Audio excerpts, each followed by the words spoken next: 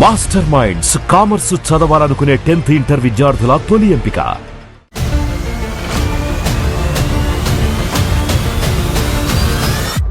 నమస్తే, welcome to YOYO TV top 5 news. Kadapa గడపలో అంగరంగ వైభవంగా మహానాడు 2025 ప్రారంభమైంది. ముందుగా తెలుగుదేశం పార్టీ వ్యవస్థాపక అధ్యక్షుడు దివంగత నందమూరి తారక రామారావుకి పుష్పమాలతో ఘన నివాళులర్పించారు. అనంతరం తెలుగుదేశం పార్టీ జెండాను ఏపీ ముఖ్యమంత్రి, జాతీయ టీడీపీ అధ్యక్షుడు చంద్రబాబు నాయుడు ఆవిష్కరించారు. అనంతరం ఆయన మాట్లాడుతూ ఏపీ అభివృద్ధి కోసం తాను సైనికుల్లా పోరాటం చేస్తానని, పసుపు సైనికులు తోడుగా ఆకాశమే హద్దుగా ఆంధ్రప్రదేశ్ భవిష్యత్తును మారుస్తానని చెప్పారు.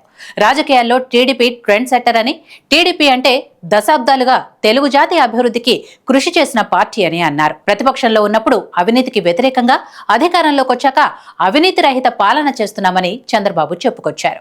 ఈ కార్యక్రమంలో మంత్రులు, ఎమ్మెల్యేలతో పాటు తెలుగు తమ్ముళ్లు భారీ ఎత్తున పాల్గొన్నారు. కవితకు కేసీఆర్ ఫోన్.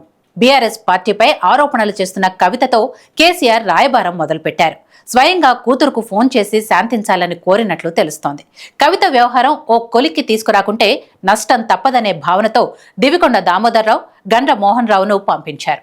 అంతర్గత విభేదాల కారణంగా పార్టీకి నష్టం జరుగుతుంది. ఎవరికి వారుగా ఉంటే సమస్యలు పెరుగుతాయి. పదవులు, హోదాల విషయంలో తొందరపడొద్దని కవితకు కేసీఆర్ చెప్పినట్లు సన్నిహిత వర్గాల సమాచారం. అయితే కేసీఆర్తో పాటు ఆ ఇద్దరు రాయబారులు ఎంత చెప్పినా కవిత మెత్తబడలేదని తెలుస్తోంది.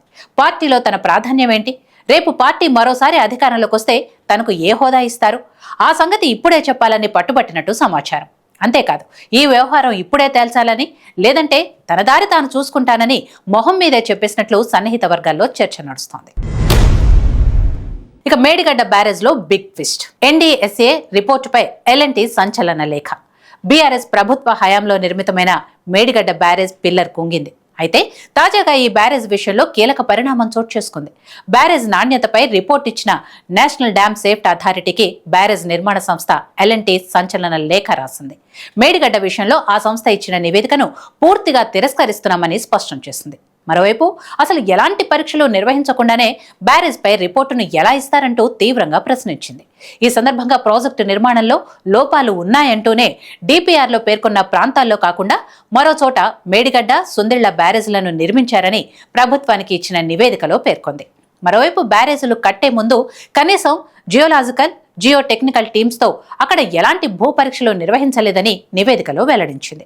ప్రస్తుతం ఎన్డీఎస్ఏ రిపోర్టును ఎల్ఎన్టీ తప్పుపట్టడంతో దీనిపై ఎన్డీఎస్ఏ ప్రభుత్వం రియాక్ట్ అవ్వాల్సి ఉంది.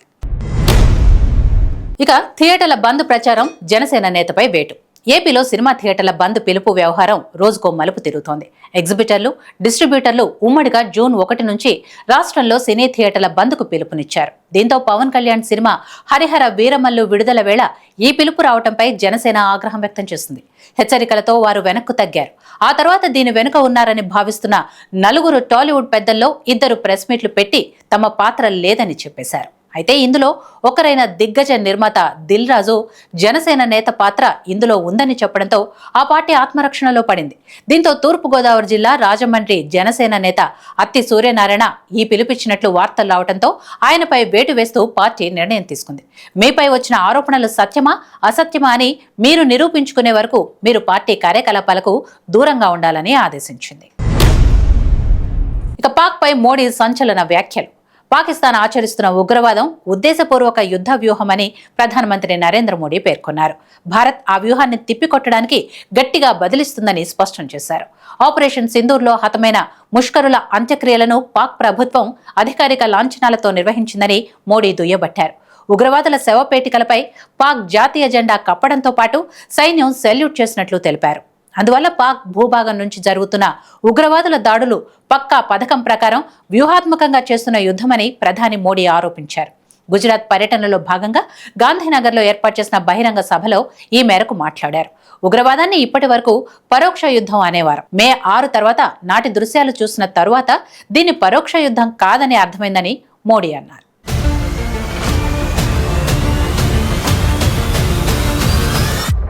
మాస్టర్ మైండ్స్ కామర్స్ చదవాలనుకునే 10th ఇంటర్ విద్యార్థుల తొలి ఎంపిక.